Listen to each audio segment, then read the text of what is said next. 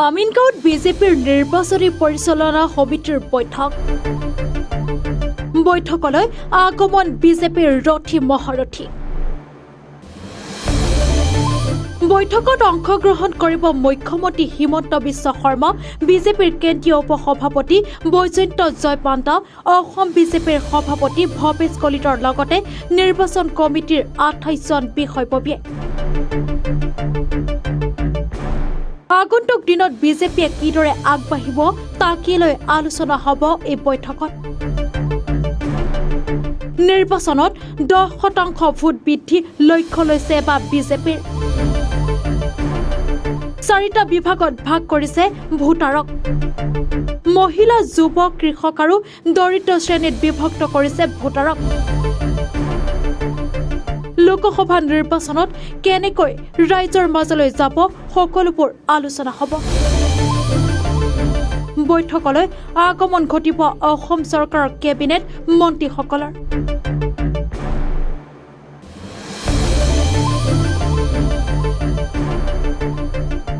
এই লোকসভা নিৰ্বাচনৰ প্ৰতি লক্ষ্য ৰাখি আমাৰ প্লেনিং কমিটিৰ মিটিং আছে। আমাৰ 25 জনীয়া প্লেনিং কমিটি আছে।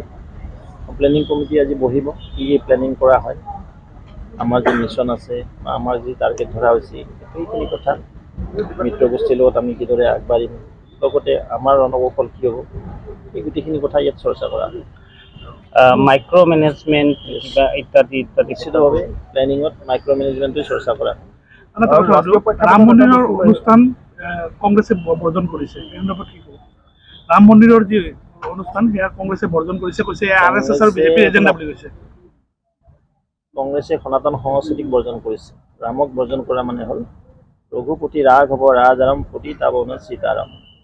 ৰাম হ'ল ন্যায়ৰ প্ৰতীক, ৰাম হ'ল সত্যৰ প্ৰতীক, ৰাম হ'ল ত্যাগৰ প্ৰতীক। যিজন প্ৰভু ৰাম, আমি কওঁ পুৰুষোত্তম প্ৰভু, নিজৰ পত্নীক বনবাসত দিছিল, নিজৰ পত্নীক অগ্নি পৰীক্ষা কৰিছিল। সেয়া হৈছে মহান ৰাম, সেয়া হৈছে সনাতন সংস্কৃতি। হাজাৰ হাজাৰ বছৰ ধৰি এই ৰামৰ মহত্ব সদায় স্মৰণ কৰি যাব সনাতন সংস্কৃতিৰ সন্মানৰ ব্যক্তিসকলে। আৰু সেই ৰামৰ মন্দিৰক আজি হাজাৰ হাজাৰ বছৰৰ যি তপস্যা, এই তপস্যাৰ ফলত নৰেন্দ্ৰ মোদী ডাঙৰীয়াৰ বলিষ্ঠ নেতৃত্বত আমি ৰাম মন্দিৰ পাবলৈ সক্ষম হৈছোঁ। যিহেতু কংগ্ৰেছে এইখিনি কাম কৰিব নোৱাৰিলে, ডিছপুটেড লেণ্ডটোৱে তেওঁলোকে ক্লিয়াৰ কৰি দিব নোৱাৰিলে, ৰাম মন্দিৰ সজোৱাৰ কথা বেলেগে, তেনেকৈ কেনেকৈ যাব তাত?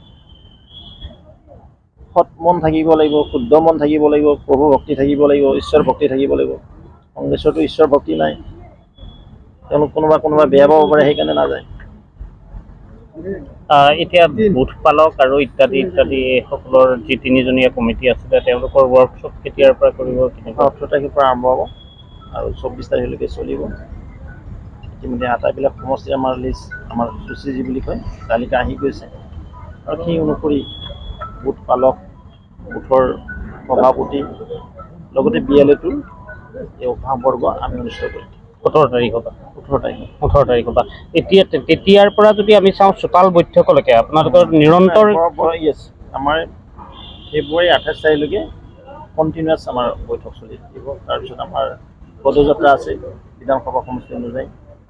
ইয়াৰ উপৰিও আমাৰ চৌপাল বৈঠক যিটো কথা কোৱা হৈছে বা চোতাল বৈঠক শক্তি কেন্দ্ৰৰ আধাৰত এই চৌপাল বৈঠক অনুষ্ঠিত হ'ব। ঠিক তেনেদৰে আমাৰ হিতাধিকাৰী সন্মিলনো হ'ব। ঠিক মহিলাৰ যিসকল আমাৰ পৰমশ্ৰদ্ধেয় বাইদেউ আছে, তেওঁলোকে যিসকল মাতৃ ভগ্নীয়ে আৱাস যোজনাৰ ঘৰ পাইছে, অৰুণোদয় আঁচনি পাইছে, তেওঁলোকৰ লগত বেনিফিচিয়াৰী উইথ চেল্ফি এটা কাৰ্যক্ৰম আহিছে। প্ৰায় 2 লাখ পৰমশ্ৰদ্ধাৰ যিকেইটা সমষ্টি আপোনালোকৰ হাতত নাই, তেনেকুৱা সমষ্টি টাৰ্গেট কৰিছে, তেনেকুৱা বিৰোধী নেতাক যোগদানৰ কথাও কৈছে। লোকসভা বিস্তাৰ যোজনা যিটো চলি আছে, 160টা সমষ্টিত, লোকসভা সমষ্টিত আমি যোৱা 6 মাহ ধৰি তাত আমাৰ প্ৰবাস যোজনা বিভিন্ন ধৰণৰ কেন্দ্ৰীয় মন্ত্ৰীক তাত মিটিং দিয়া হৈছে, কেইবাখলপীয়া মিটিং কৰা হৈছে।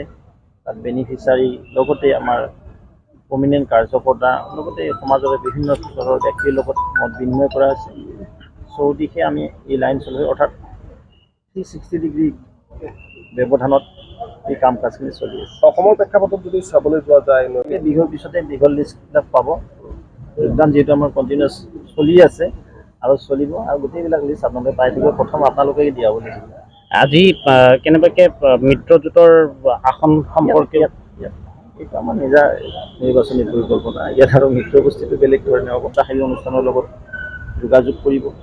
আৰু সমাজৰ বিভিন্ন স্তৰৰ সন্মানৰ ব্যক্তিৰ লগত যোগাযোগ হ'ব। OBC মৰ্চাই OBC কনচেন্ট্ৰেট এৰিয়াত যাব, SC মৰ্চাই জনগোষ্ঠীয় অঞ্চলত, ঠিক তেনে ST মৰ্চাই যি জনগোষ্ঠী আছে তেওঁলোকৰ মাজত গৈ কাম কাজ কৰিব, বস্তি এলেকাত যাব। লগতে এই সম্প্ৰদায়ৰ সন্মানীয় ব্যক্তিসকলে কিদৰে নৰেন্দ্ৰ মোদী ডাঙৰীয়াৰ বলিষ্ঠ নেতৃত্বত ন্যায় পাইছে, কিদৰে তেওঁলোকে বেনিফিটেড হৈছে, গোটেইখিনি কথা আলাপ কৰা হ'ব। के लोकप्रिय मुख्यमंत्री आदरणीय डॉक्टर हेमंत बिस्व शर्मा जी भी उपस्थित थे।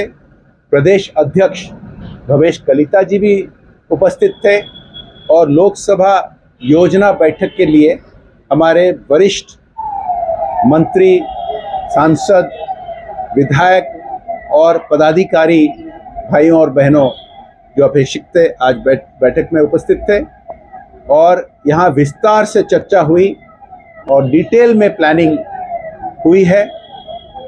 आने वाले दिनों में आप सब देखेंगे इसका परिणाम।